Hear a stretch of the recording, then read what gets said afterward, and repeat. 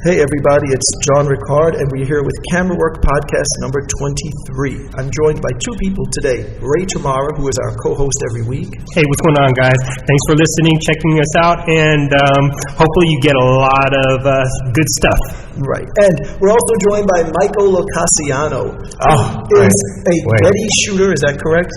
It is, but the last name was... Yeah, Loccisano. Yeah. Right. Loccisano, yes. I've gotten that wrong for years. I've gotten that wrong. Yeah, you have.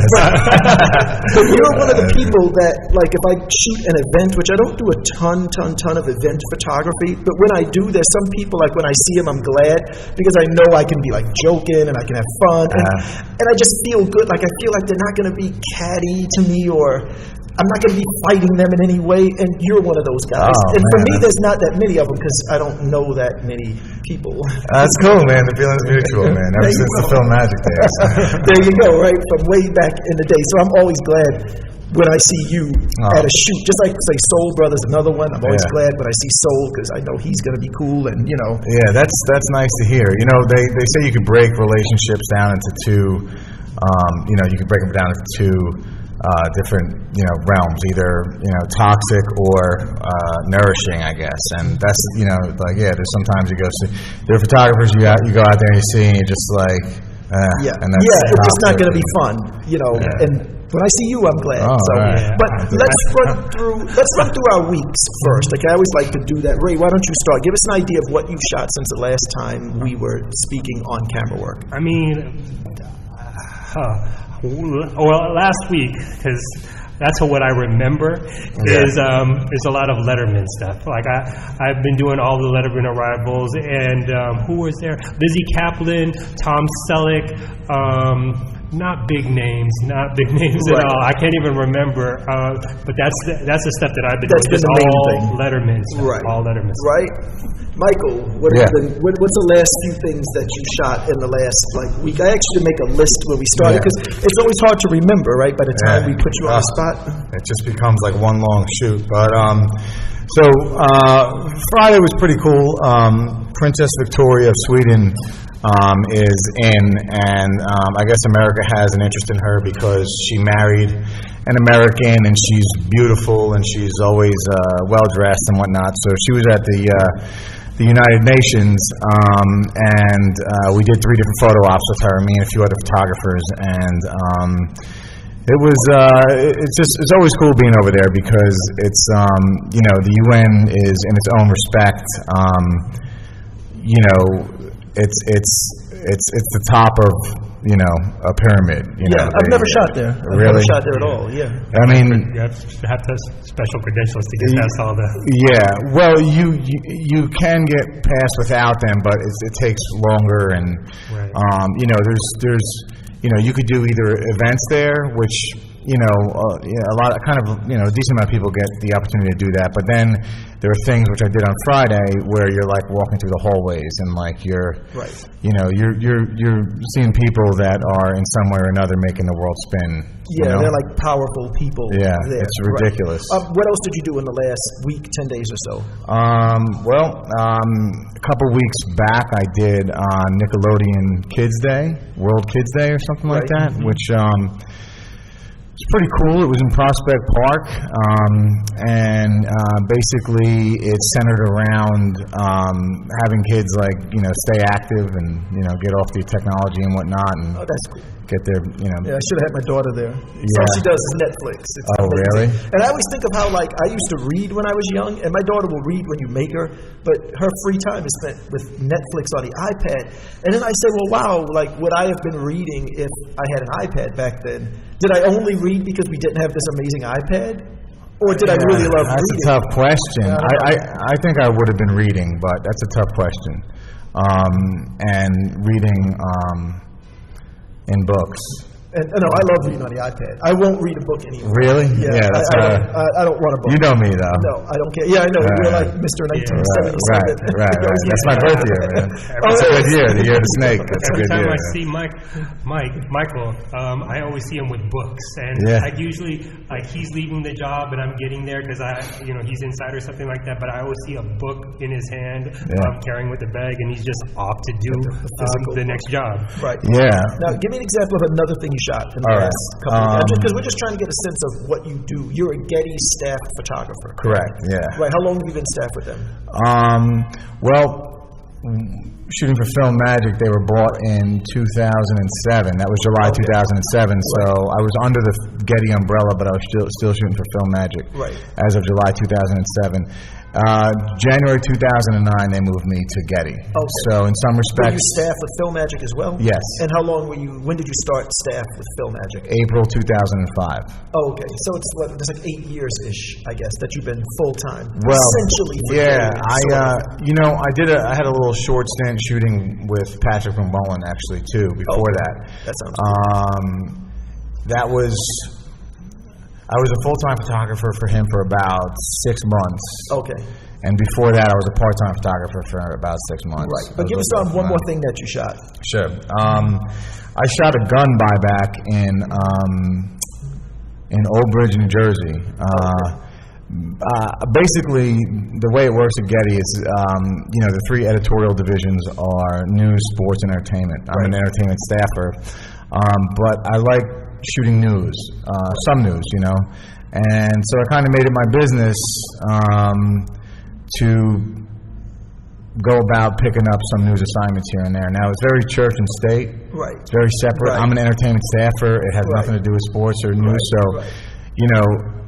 They probably look at did they look at the entertainment guys like, oh yeah, these are the we shoot Miley Cyrus, and we shoot the president. I don't know if you want me to start going into that. That's the whole thing. But we're the news guys. Yeah, you push a button just like I push a button. Well, you know what? I get all the news guys that I've encountered, I get along with really well, and I don't see them as the type of guys talking shit behind my back or our backs or anything like that. But I'm up for that conversation with any of them anytime, But so, anyways, I shoot some news on top of my entertainment, as long as it doesn't interfere in any way whatsoever with my responsibilities and obligations as a staff photographer for entertainment. I could shoot some news. So, anyways, there was a gun buyback on a Friday. I was working Friday night for entertainment. I knew I had the time, so I went down to Old Bridge and I photographed that. That was pretty cool on a lot of levels. Yeah, that sounds cool. I always make sure that's recording rate, check the numbers and stuff there on the video.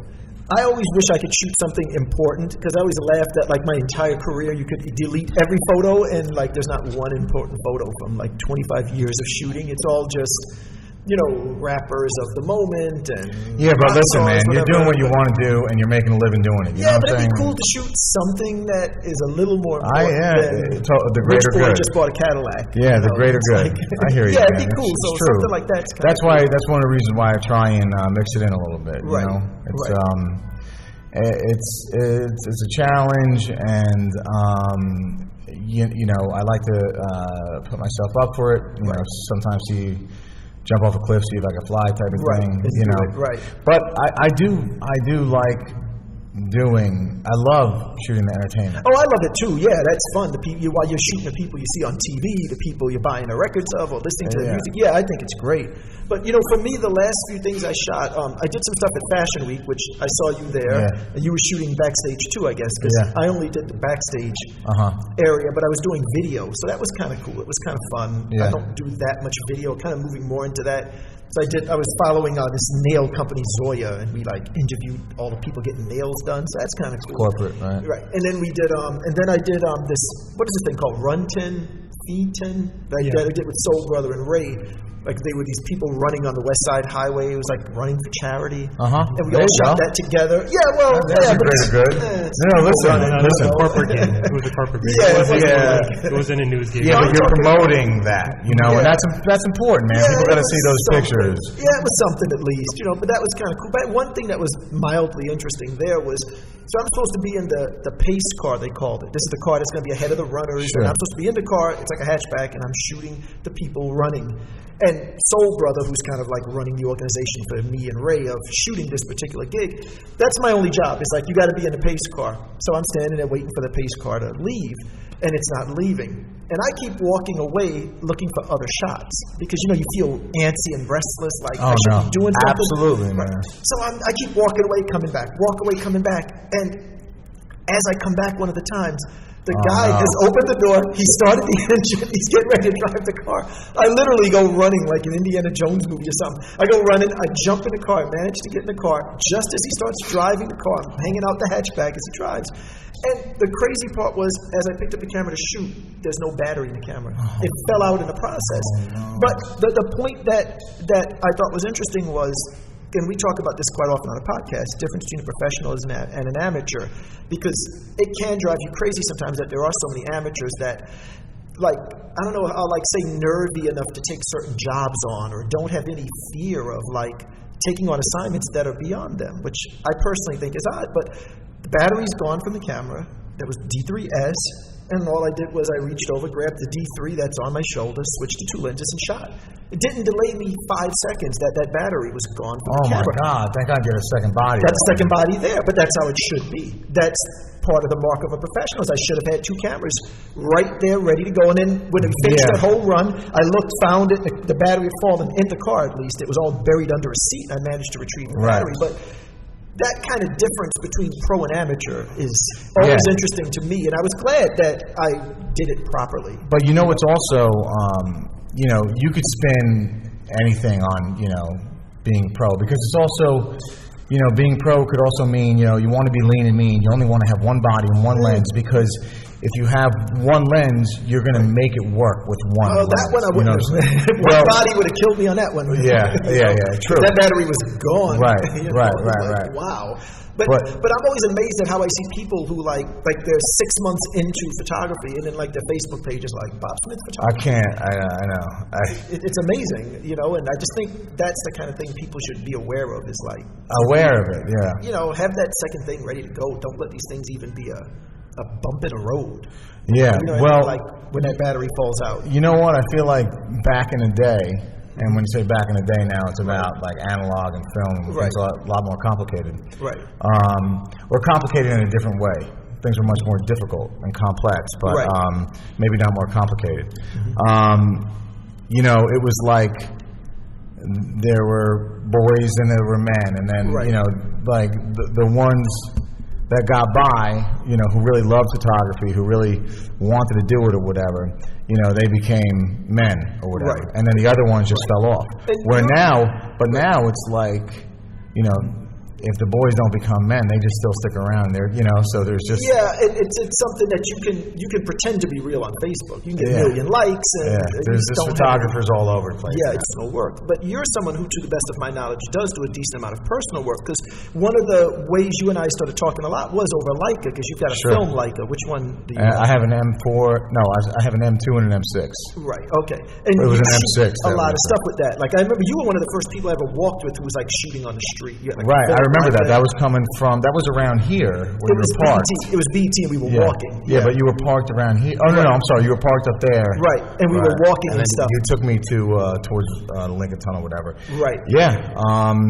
You know, lately I've been I haven't shot with the Leica in a bit, but I shoot with the Rolleiflex a decent amount now. Now, what makes you do the personal work and makes me not do enough of it, and possibly Ray not do enough of it? Well, in all honesty, I haven't been doing enough of it either. But you know, in regards to personal work, you know, other than photography, in the past, you know, it's strange. Drawing was my first love, right? And like my favorite thing to do ever since I was really young. And about 3 years ago, I picked it up again. You know, drawing for myself, but like prolifically, in sketch pads, on the bus, and you know, always in transit, or just like, you know, going out to a bar by myself drawing. Anyways, it's funny because back in, you know, I started taking photos while I was in art school, and I kind of gave up drawing for when I started really loving photography. And there was like a 10-year window where I really didn't draw at all. And now, about a few years ago, I picked it up again. It's a long story, but I picked it up again, and now I draw like crazy. Well, that's good. I draw like a lunatic. I'm always drawing. And, But see, I think that's really good because a lot of times I think as photographers, we don't see ourselves as artists. We see ourselves like, I'm sure a lot of stuff you shoot, you've got like a shot list. Either they gave you a shot list or a mental shot that's list. When you're a tradesman and not a photographer. Right. And I think a lot of times I know I start to feel that way, at least speaking for myself. I start to feel that way. I've got to get the full length. I've got to get the 3/4. I've got to get the tight shot. I got to get, the nails. I got to get the makeup. And we're not being, at least me, again, I don't mean to say we, and I'm not being artistic enough like that. And I think any chance you get to actually just do art and not worry about, is this going to sell? Is a client going to be happy? I think that's fantastic. It's good that you're doing that, and it's good that Ray is doing it. Whether it's photography or not, it's in jiu-jitsu, it's in cooking, that type of thing, or not just money-focused is really good. When you love something and you take part in it with love and it's sacred to you, whatever, no matter what it is, it's an art. But it's just ironic because when I started drawing so much again a few years ago, I stopped photographing personally as much. I still do it, and I do it often. I wouldn't say often, but I still do it. I still photograph with my Rolleiflex. Right. But I definitely, 15 years ago, 20 years ago, I moved drawing over for photography, and then just a few years ago, I did, I went back and did the opposite. Right. But you like film, because we've argued with you about this. Like, once we went digital, I was like, I'm never touching another roll of film in my life, and I haven't. Right. I haven't looked back, and I'm really glad. But what is it that you like about shooting with film? Because I've got 50,000 things I don't like about shooting it. And probably those are things that I love. I just love I know that content, content to me isn't everything, but it's a lot. Mm-hmm. And so, whatever means, you have, if you come up with something. But I just, film is just sacred to me, It's just like, it's like asking a hunter why do you shoot with a bow and arrow as opposed to a rifle, Right. I love the combination of, what goes into the process of shooting film and all the manual and analog. You mean like trying to figure out the exposure or something else? Things like that. I love that I have 12 frames on this roll of film, and I got to make each one count. Yeah, you're really doing film when you're on that 120 or something. Yeah, that's because it's expensive. Film is expensive. It's expensive as hell to process it these days. And I'll tell you what, all I do with my film is I get it developed and printed. I shoot. The past few years, my thing has been black and white on the 35 millimeter and color in the 2 1/4, the Rolleiflex. And I shoot. I label the roll of film with the date and the camera I use it for, and then I get them printed 4x6 or little 4x4s for the Rolleiflex, and I put them in photo albums. That's so cool, right? Does that make you want to do that, Ray, when you hear that? That doesn't make you go why am I not doing that? It makes me go, I should be doing more stuff like that. Let me tell you something, man. I had somebody over a few weeks back, and nobody sees these photos really because I don't have a girlfriend. Right. I live in Jersey. Well, wait till this podcast airs. The women will be calling you like crazy. These guys are already happening. I already see my phone's blowing up now. Somebody was over, and my photo album was out. It was the photo album that I put my 4x4s in, the little 2 1/4 squares in.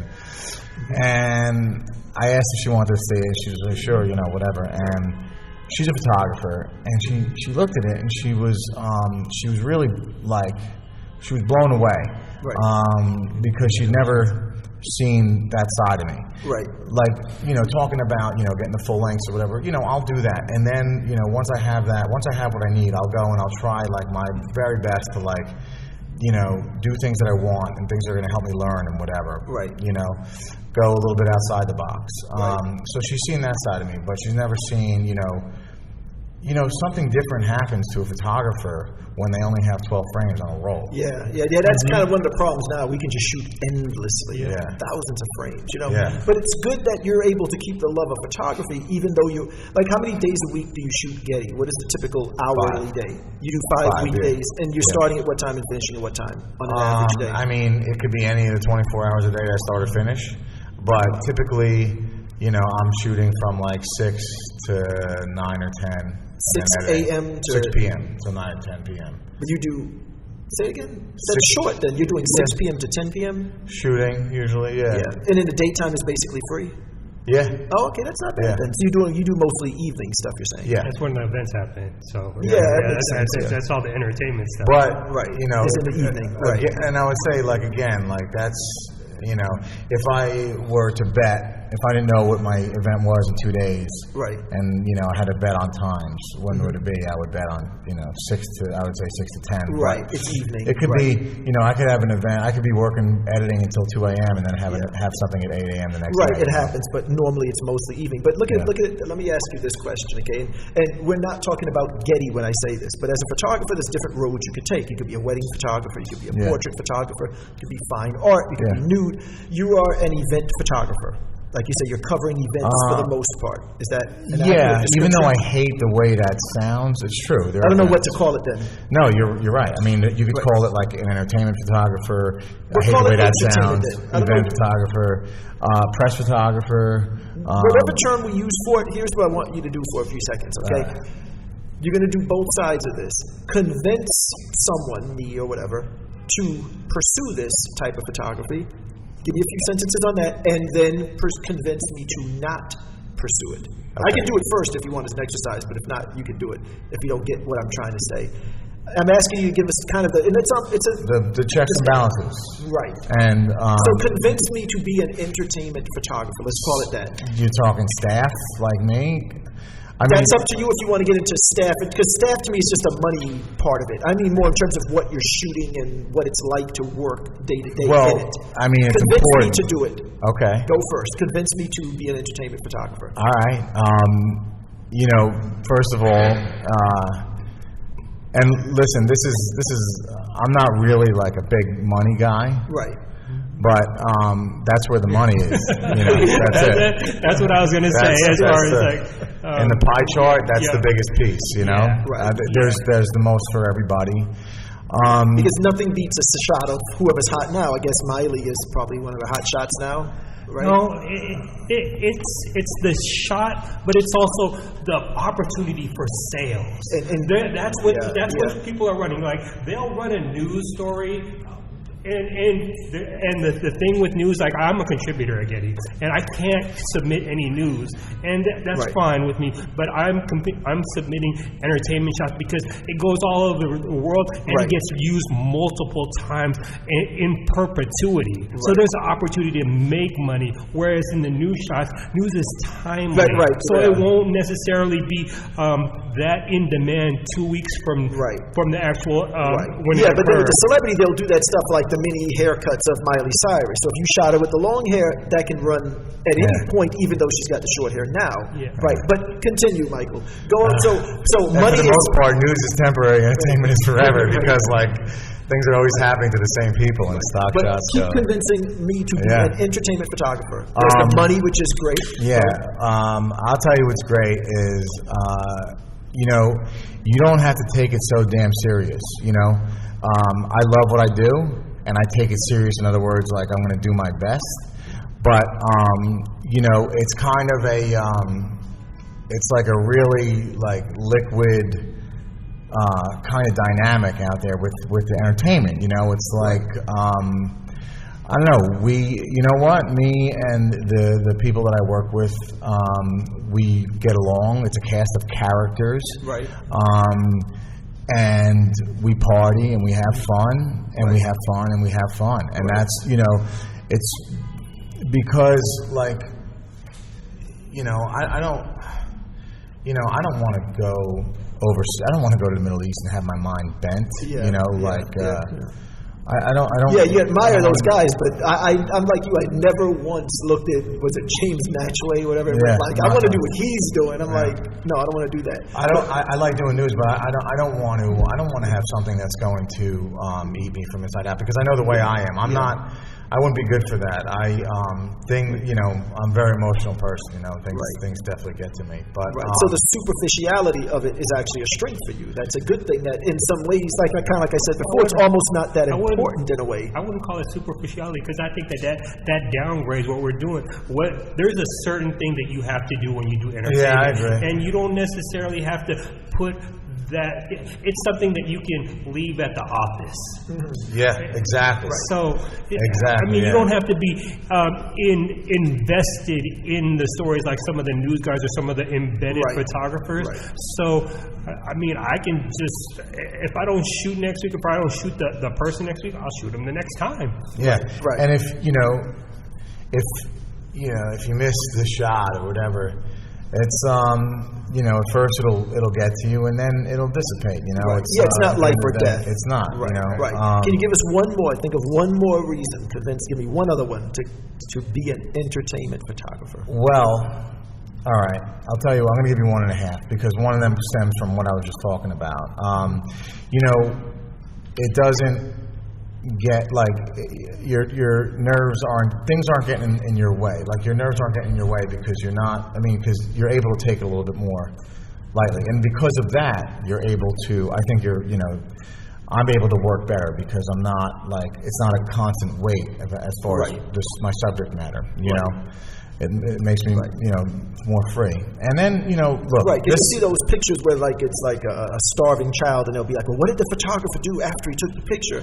That's not an issue when it's Miley Cyrus somewhere, or we're backstage at Fashion Week. If there's no issues of that. You took the picture, and you took another picture, that was it. I love a lot of, my favorite photographers in the world are street photographers, old school, analog street photographers. And, there's often, a lot like some humor involved with their work, and those are some of my heroes in the photography world, and if I could see them doing anything, I could see them doing entertainment and not. And they could have put a good spin on it, maybe. But And then, listen, this has to do with being a staffer, but I love my schedule, most days I get to wake up late and run errands, do things during baker's hours, and then go to work, and then if I want, go out late, and then go home late and do it all over again. Cool. All right, convince us not to be entertainment photographers. Why do we not want to pursue this, and instead we should go pursue weddings or portrait photography? Why do we not want to do entertainment photography? Well, you feel that you got to put up with a lot of BS, and that's it's not superficial, but that's where some superficiality does come in, with some of these PR outfits and whatnot. It doesn't always make you laugh, like if you got a record label guy and then he's pushing some artist on you, and then I don't know how much this relates to you, but for me, and then they're pushing he's the next greatest thing, and then they drop him a year later, and then he doesn't care about that artist. But the way they pushed it to you was as if I love this artist and I want to share him with you, but it was just a job. They don't really care about that artist. I heard the music industry is the most evil industry in the world. Yeah, it can be. That's what I hear. But there's a lot of there's BS. I mean, there's waiting around. There's a lot of waiting around sometimes, and that's why that can be super long. At times. Do you get a lot of that thing? Let's say if you're doing an arrivals and they go we're all waiting for so and so to arrive, and it's almost like they know she's not coming. Yeah, sure, of course.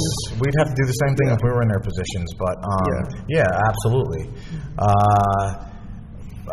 It's just it's a lot of, I would say, that kind of BS. Sometimes you're like, this is really what I'm doing with my time. Sometimes, Again, almost that dichotomy of where the part that, I say with me, that it's not that important. I love what I shoot. I love it. I love everything I shoot. I'm having a ball. But there is that other part of me that kind of goes, it's not that important what I shoot. It'd be cool to shoot something that mattered a little bit. I mean, every now and then. I don't agree with that. I don't agree with that at all. It's not important to you. Right. But for me, the shots that I make is important to me because they make me money.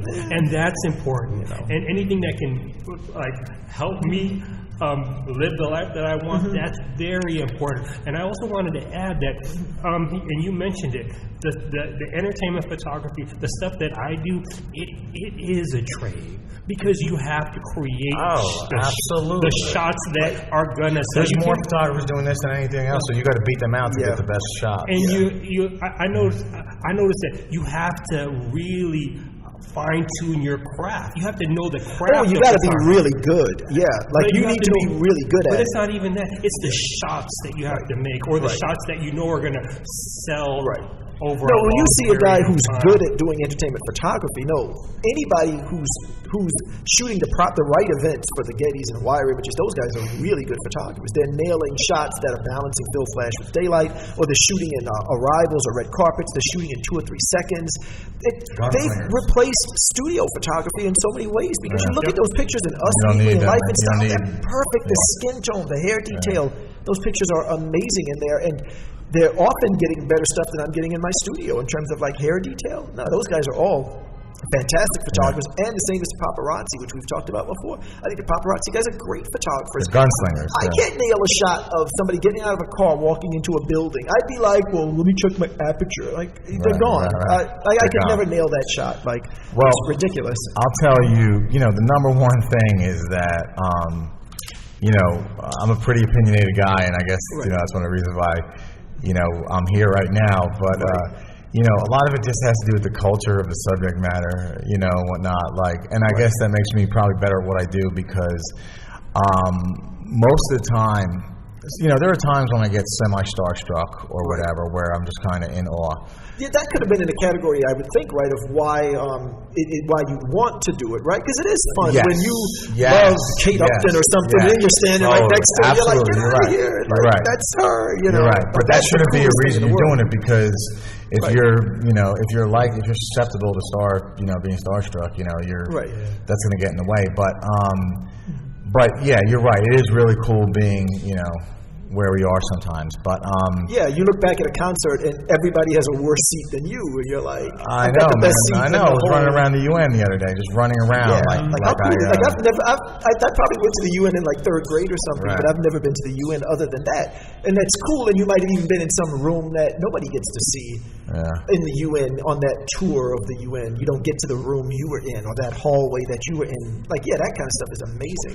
But some of it is just really like, some of it is just, seeing what goes on kind of behind closed doors and whatever with these celebrities and whatnot. It can be really ugly, even at BET or whatever,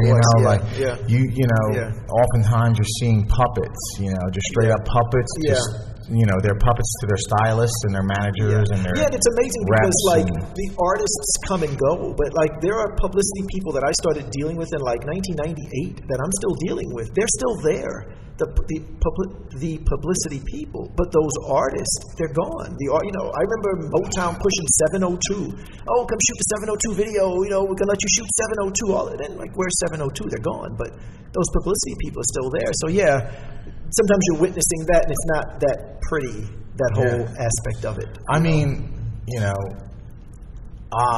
just see, I'm not going to name the names, but you just see, certain celebrities' children, and, they look like they were made in a Mattel factory, and it's, and then they have their own careers already, and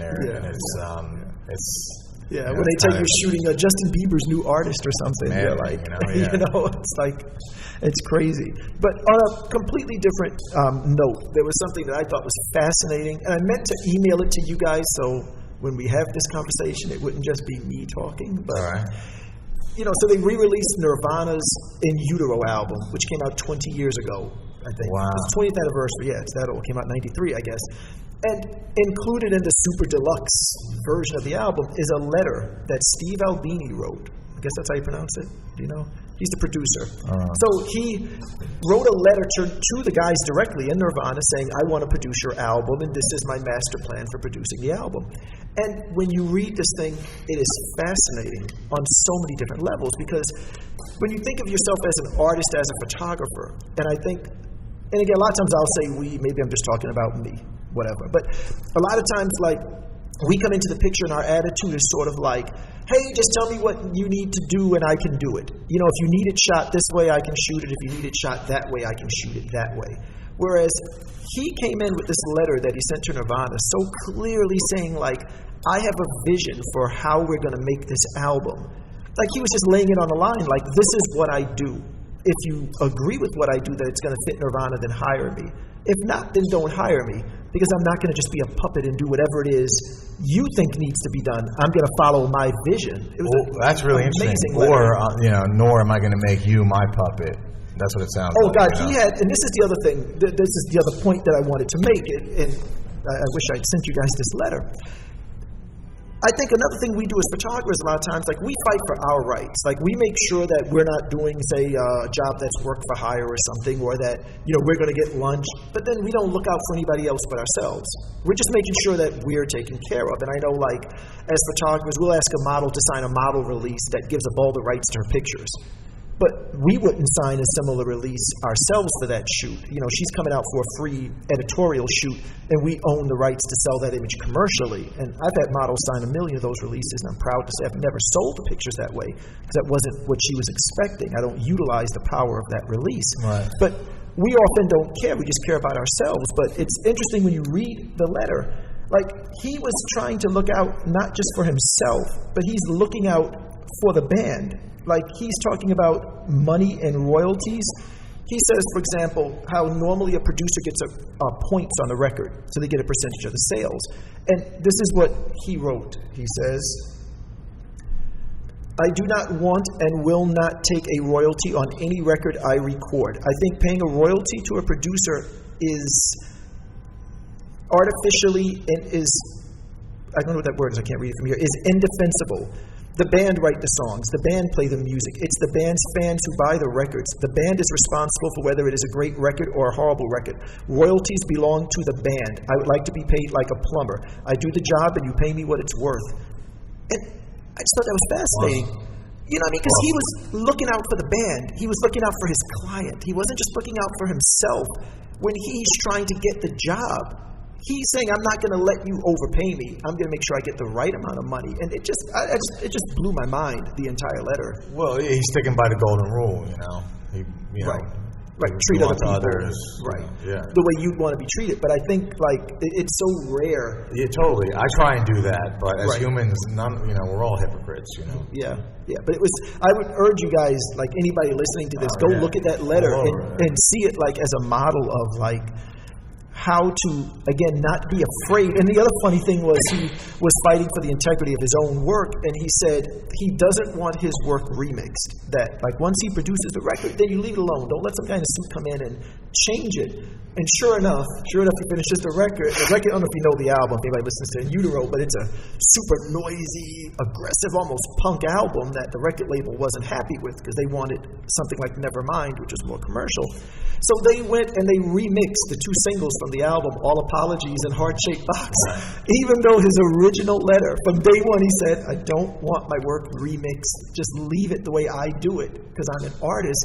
And sure enough, the record label went and remixed those 2 songs. But this reissue has his original mix of those 2 songs, which, needless to say, they sound better. All Apologies is way heavier than the version we've heard for 20 years. That sounds amazing. Wow. But, you fight for your rights and then... You're a big Nirvana fan? I love all that stuff, yeah. And it's funny because Michael's wearing a typo negative shirt for anybody watching this on YouTube. Pete Steele, did you ever shoot them and stuff or what? No, I never photographed them. Oh, okay, yeah, and it's funny because one of the, career speaking, life-altering events for me is connected with that band. It's career, in a sense, life-altering. And it went like this. Before there was typo negative, Pete Steele was in a band called Carnivore. There you go, right? So, they had the long hair, and it was all this. That shit is angry. Yeah, it was crazy. They were from Brooklyn, and, if you were from Brooklyn, you knew them, you liked them and stuff. I had shot the band a couple of times. Oh, no kidding. Right. And then around the time the second Agnostic Front album came out, Pete Steele wrote a bunch of songs on the Agnostic Front album. No way. I didn't know that. Yeah. If you know AF, that one about killing's my business and business is fine. That's Pete Steele. That's not AF. And so he wrote a bunch of songs, and he had cut his hair, and he looked like a punk. He had this crew cut. So I'm writing for, I'm a writer at this time. I'm writing for a magazine called Metal Forces, and I'm supposed to review the concert. And Carnivore, I don't remember if they were the opening or the headline. It's got to be the 80s. Oh, yeah, it's definitely the 80s. Yeah, this is CBGB's, is the show. So they're the headliner, actually, and some hot hardcore band opened for them. So I reviewed the show, and I gave the hardcore band this great review. And then I said, of the 50 or so people who bothered to stick around for Carnivore, they were treated to, Pete Steele wearing a Fred Flintstone costume because he was wearing this bearskin thing, because that was the image of the band, Carnivore. Yeah. And he cut his hair in an attempt to be punk and all this stuff, and I just shredded the band. So I write the review. It's a magazine called Metal Forces, comes out overseas, but in that community, everybody knew the magazine. If you're into hardcore, you're into metal. So about 3 weeks later, I'm back at CBGB's, the Sunday Matinee, and I see Pete Sunday Steele. Matinee? Yeah, the $5 Sunday Matinee. When I was in college, I went all the time, and all these amazing bands.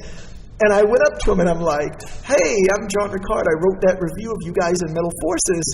What did you think of it? And he said, when I saw it, I wanted to track you down and punch you in the face. And I remember that quote so well. And if you know Pete Steele, what does Pete Steele look like? How big is Pete Steele? You know what I mean? Like Pete Steele was 250. You know, and I'm like 135 pounds at that time and skinny. I've never been in a fight. I've seen the Warriors 50 times, but, you know, that's about as tough as I am. And I was terrified. Yeah, that Rocky Balboa, but like Brooklyn. Oh, of course, yeah. Yeah, I mean, that's like a real dude. Like, I'm not a real dude. I've got a camera and a pen, and I'm writing about the concert. And what it did, and it was funny because I saved myself very quickly. I was like, oh, I didn't know you'd be offended by that. And he kept going like, you said we wore Fred Flintstone costumes? That line stuck in him. And for years that followed, because we became friends and stuff over the years, he'd always go, this is the fucking guy that said I was wearing a Fred Flintstone costume. I can't believe you wrote that. Like, it'd be like 10 years later, he'd still tease me about that. But the point is, so I saved it. I said, I said, let me, see if the magazine will do an interview with you guys and you can give your side of the story. And thank God, about a couple months later, the magazine ran an interview. It said, John Ricard gives Pete Steele equal time.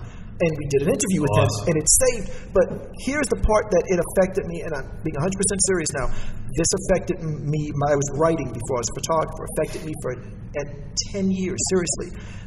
Every time I wrote something after that, I was conscious of the fact that someone was reading it, and that the band might read it.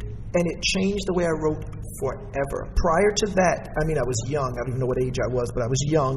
And again, it's not like an internet world with all this kind of feedback and Twitter and, you're kind of like in a bubble back then in what you were doing. And it just never occurred to me like someone's going to read it. That like I could be confronted about what I wrote, or that I might have a fact wrong, and someone could challenge me and say like, you don't have the right to say that. And he was cool about it, So like, thank God he was cool about it. Yeah, but it changed my writing forever. It always made me, from that moment on, I was always thinking like, what is someone going to say when they read it? Is the band going to see it if I wrote it? And I never in my life was able to write again, like as honestly and openly as I wrote that one piece, where I just wrote what I thought was funny and what I thought was true. I could never do it again. That goes with the saying, like, this person somewhere out there, this person has a mother, or they have a brother or a sister, Yeah, but a lot of times we say that because people are trying to be mean, particularly on the internet. Everybody's just dissing it. Like, I wasn't trying to be mean. I honestly thought, like, I was doing this great analysis and I'm being funny. But I wasn't thinking, like you're saying, that he has a mother, that he's a real person even, that he might be hurt or offended, or that maybe I'm out of line and I don't know what I'm talking about, that he shaved his head to look punk. Like, maybe he is punk. What do I know? It changed me, though. It really changed my writing forever, that one article. Like, yeah, it was weird, So it's funny seeing you. I got to track down photos of him with the shaved head. I've never seen. Yeah, I can find that tear sheet. I still have it someplace. Wow. Yeah, it was completely like shaved off. Yeah, but that, like I said, that greatly affected me. And in a good way. I don't know if it was good. It hurt my writing because I was not able to just write. I couldn't just write what I thought. I always wrote thinking like, what is the publicist going to think? It just never occurred to me prior to that. And I just remember how that affected me. It was. It was odd, I think it's good. I hope so. I don't know. I stopped writing eventually, so I ended up doing photography instead, instead of writing. So that worked out good at least. Yeah. So that part. Photography is much better than writing. Yeah. I'm just kidding. Well, I thought it was going to be easier. What happened to me was I'd spend like 8 hours writing. You didn't have a word processor back then, so it really took forever to write, like on a typewriter, and fix it and rewrite it and stuff. And I was like, I could just take a picture and get in a magazine. Why am I doing this? It was so easy, just go and snap a photo. But then as the years went on, I'm bringing lights, and I'm bringing umbrellas and backdrop, and I'm like, writing was actually way easier than bringing all this crap to shoot. So it was funny, it kind of went full circle, where like the photography was a whole lot of work compared to what writing would have been, Yeah. All right, but so what's next for us, Ray? Anything? What's next? What are you working on that we're supposed to be keeping an eye out for from Ray Tamarra? No, I'm not working on anything. I'm just working on.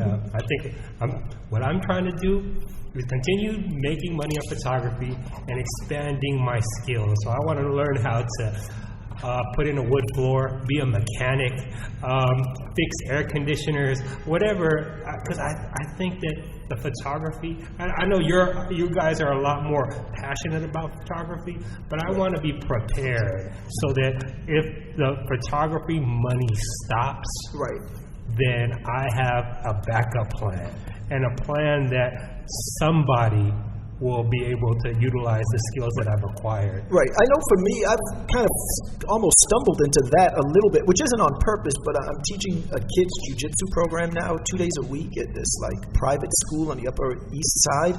And in the back of my mind, there's a little bit of like, oh, well, maybe this could turn into something if I ever needed it to really draw in money. But I haven't undertaken it with the goal of making money at it. But it is interesting that I'm actually making money teaching jiu-jitsu. So, But what are you working on, Michael, that we might be aware of or might know? Well, I'm let's see, Sunday night. I'm working tomorrow night, and then Tuesday night I go up to a photo workshop every year. This is going to be my third year in a row. Really? Whose workshop is it? It's called the Eddie Adams Oh, workshop. God, yeah. Tell him what's the famous picture he shot, man. Yeah, it's in Vietnam of General, the South Vietnamese general shooting the other guy. Yeah. Yeah, that's a famous shot. I don't know who's north and south. I don't think there's an American in the world that knows what side we were on in Vietnam. Do you know what side we were on? South. We were on the side of the South? Oh, yeah. Oh, okay. I don't know that. I saw Platoon a bunch of times. I still don't know that. But, yeah, it's a famous picture. It's like one of them has got a gun right to the head of the other guy. It's as he's shooting, the bullet is just starting to come out of the guy's head in that frame. Yeah, and the guy's face looks like he does not want to be there. The one who's about to get killed. Well, he's in the process of being killed in that photo. And he looks like, I don't want to be here. It's just an amazing photograph. And they talk about with that particular photo how like you look at it and then you hate the guy pulling the trigger. Right, but he was a good guy. But what's the story? Maybe he's the good guy. Maybe the guy who's getting killed, killed. The whole thing is like it, didn't seem right. It seemed pretty barbaric for our allies to be doing that. But apparently that photo haunted the holy hell out of Eddie Adams. Oh, it did. It affected him. I didn't know that. Yeah. Wow. And it ruined the life of the general. The general wound up. Oh, everybody hated him, I guess. Yeah, he wound up coming to America, and he opened a pizzeria in Virginia. Oh, wow. I think, That's funny. So, anyways, I just got. Was that a Leica shot by any chance? That should have been a Leica shot. It very well could have been. He did roll around with Leicas. I know that. Yeah. Eddie Adams. I know that other one, that famous war shot. It might be a Nikon. It's a Nikon. I know that famous with the naked running napalm girl. Oh yeah. That's a Leica shot. Yeah, that's a Leica. That's Nick Ott. He's up there or Nick Oot. He's up there every year. Right. In fact, the girl who was in that photo was at the workshop last year. Oh, but she had her clothes on, I'm assuming. Yeah, it was just like mind bending. What is the workshop itself actually like? I'm assuming it's got to be expensive, right? No, I believe it's free. I didn't go there as a student, but I believe it's free, and maybe there's a few $100s in fees associated with it or something like that. And then, so there's 100 students, and they're broken into 10 teams of 10, and they are all assigned these assignments, projects by team leaders. What might an assignment be? They may find that there's I don't know, it's in Jeffersonville, New York. Okay. And they work with the locals, not necessarily of the town, but like of the area in upstate New York. And they find out like little stories that are, would be interesting to cover up there. And they give these kids apparently grueling assignments, working like all day and all night. And, the kids have to put together, their own, essay or photo essay or, their own. You said it's 3 days though? Vision. No, it's, let's see, the kids come up on Friday. Right. Saturday, Sunday, Monday. It's 4 days. Wow, that sounds really cool. What do you do then? I work in the kitchen. You don't shoot? No. How'd you do the Well, kitchen? What drew you this to is that? the thing, is that it's very much a fraternity, and like it's not easy to get into it. There's 100 students and 150 faculty. Okay. And basically, it's mostly the students that get involved and come back in the latter years to teach or to do this or that. Right. And how long have you been going to the program? This is my third year Wow. in a row. That's super cool. Yeah, and Lucas Jackson told me about it. Right. I didn't even know it was going on. Is that a photographer? I don't know. Yeah, he's a shooter for Reuters. Oh, okay, wow. And as of like 6 years ago, I never had heard of the workshop. Right. Then I found out that he was going, and then he told me about it, and I remember I think 3 years ago, Right. I tried getting in, you could send an email or whatever. I didn't realize though that they really, they're not paying attention. I mean, you only get in if they know you from being at the school or whatever, or if you get in through someone. Right. So I tried getting in on my own, and actually that year, a girl that I was with at the time had gotten into the program as a student. Right. I was never answered back or whatever. I just forgot about it. She went. And then the next year, Lucas said, "Listen, man, there's a spot in the kitchen for you if you want to go. I think you'd really dig it." Right. So I took him up on it. I still didn't really know anything about it. Right. And I got involved, and I thought it was great. The kitchen is cool in that there's about 10 of us. Right. And we are kind of separated from everybody else. There's the students, there's the faculty, and then there's us in the kitchen. And we have to cook for 250 people. Wow. Making 3 meals a day. Wow. And we, it's like the conversation we had before about entertainment and news photography. Right. We just have a good time. Yeah, we have no nerves getting in our way. There's nothing, Right. But you've chosen to be there. You want to be there. That's fantastic. Yeah. Nobody's oh man, when's the clock gonna ring or whatever you call it? No, we just have a great time. Yeah, that's super cool. We and we just talk. Right. We're not on email. We're not texting. We just talk. We talk and cook. Yeah. And we have a good that's time. super cool. And it's great. And then when you keep a passion like that, that is fantastic. That really is fantastic. And they have a lot of speakers there, and it's a lot of hours and hard work in the kitchen. But every once in a while, if you're caught up and you're doing well, and you want to go hear someone speak, you could do that. Right. Just pop in and do it. Yeah, that sounds good. It's a good thing to be associated with. Yeah, that sounds good. What exactly is the event called, and then where is it located? Because I've never heard about it. I'm sure you said you didn't hear about it until you were 5 years ago. Yeah. So what is it's called Barnstorm. Barnstorm. Yeah, and it's Barnstorm, the Eddie Adams Workshop. Okay. This is going to be the 26th year. Right. Wow. And it was started by Eddie Adams to, it's just a means of, helping develop, kids, amateurs or people just breaking into the field or whatever. So it's like a photojournalism boot camp. Exactly. Yeah. That's cool. That's exactly what it is. And then you have faculty and staff coming back to huge. I mean, the biggest speakers in the world of photography speak there. Speakers, the biggest names in the world of photography speak there, and it's in Jeffersonville, New York, which is about 2.5 hours upstate, on this amazing farm, this amazing piece of land, and it's just cool. It becomes a real family type of thing. Yeah, every year you go. Right. I was a new guy. I'm still a new guy, and I didn't go to school there. I didn't go to the school or anything like that. So every year I go, more and more people are starting to be oh, I remember you, and and it's a cool thing to be. It's cool. Yeah, that's good. Anything that's motivated by passion, I think that's fantastic. Yeah. Just say, well, that's a cool thing. The guy who Eddie Adams himself, the students, the whole thing. That's fantastic. Yeah, so I took off some days of work. Mm-hmm. You know, I take off. I do it on my own. You know, it's like, you know, Getty's happy to have me there, but they're not. You know, they have nothing to do with it. Right. They're not asking you to cover it. No. Nor are they. You know, I got to take my own days off for it and whatnot.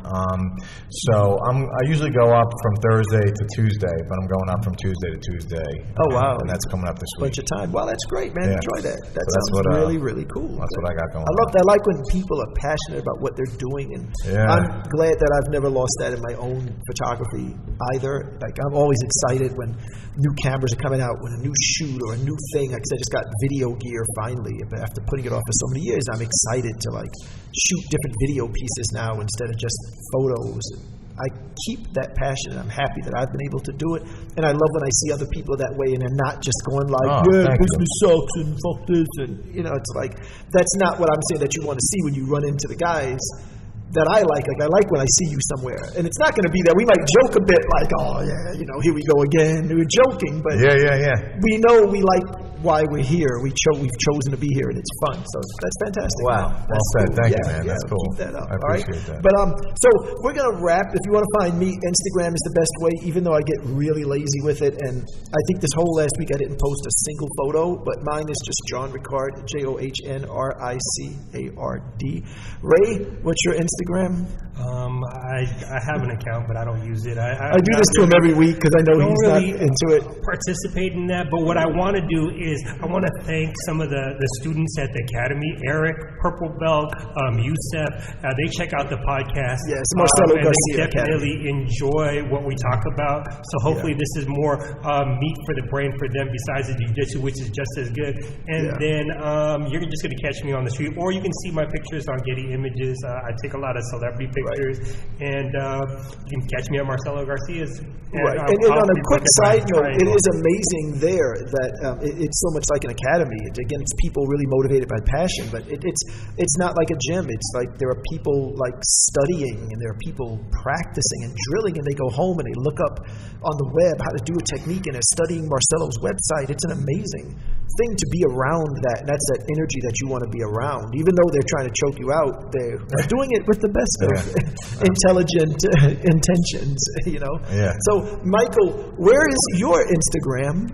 You can find me at Instagram account. As far as I have anything to do with it, I'll never, ever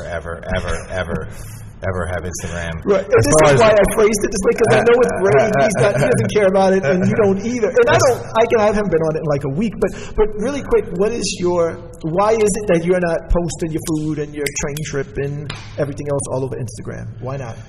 Look, the only social media that I partake in is I have a Facebook page, and that's just very personal, and like, meaning you like know everybody. It's not business. I don't need, you know.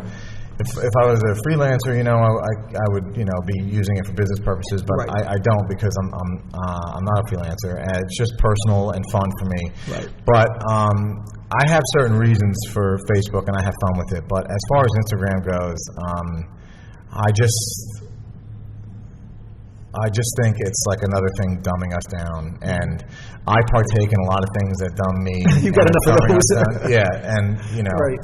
The whole Instagram thing, I just I struggle with it because we talk about this quite a bit on the podcast. I struggle with it because it doesn't do for me what I want it to do, meaning I don't get enough feedback on it for it to be fun for me. If I throw up a photo, it's going to get like 10, 15 likes and no real comments, and that's not really satisfying to me. So it becomes frustrating. So I'll go through these periods where I go like, I'm going to Instagram like crazy, and for like a month, you know, I'll be Instagramming from the phone. I use the Leica M9 with a Wi-Fi card that lets me go from the camera right into my phone, and I'll be Instagramming those shots, and I get into it for like a month, and then just another month will come in, and I just don't care, and I just ignore it. Like I said, the last 7 days, I don't think I put up one photo on Instagram. I just didn't care, and I kind of flip-flop back and forth with finding it fun and finding it a waste of time, or enjoying it versus being frustrated, and I don't really connect with it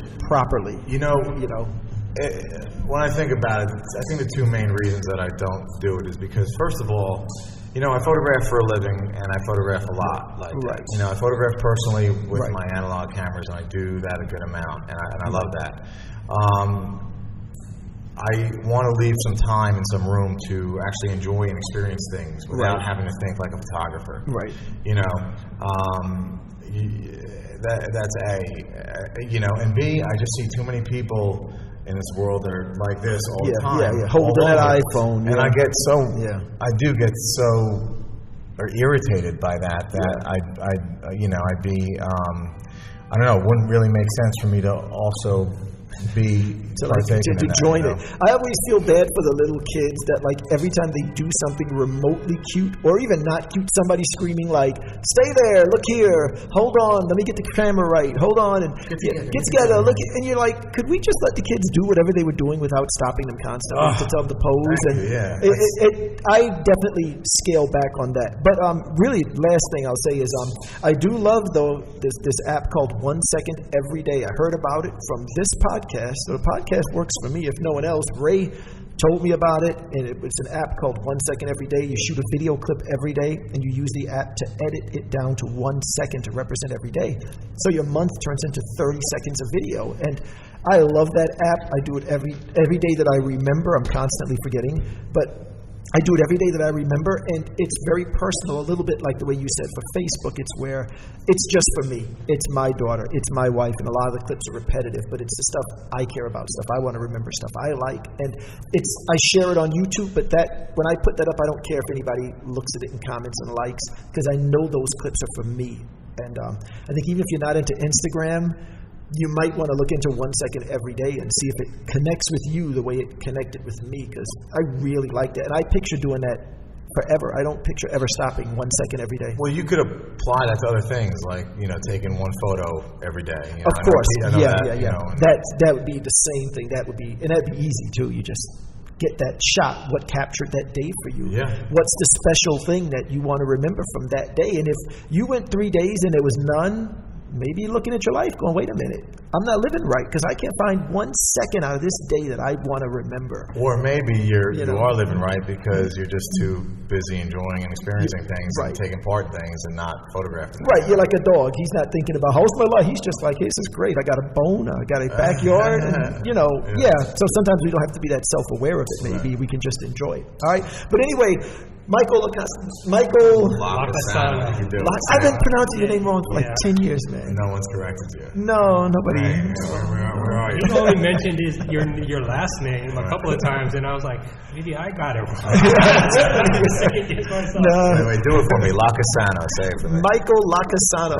Got it. And again, you can always see his stuff, right? You just go to gettyimages.com. You can just search my last name, Loccisano. Right. And then same for Ray Tamarra, Tamarra. And it even works for me because as of January, I'm with Getty again. So you can search all three of us and see all of our amazing photos on Getty. With Getty? That's right. Yes, back to Getty. There you go. I'll see you at the next Getty party or something. You certainly if I get an I never got invited to any. But, I'll get you invited. Okay, let me know.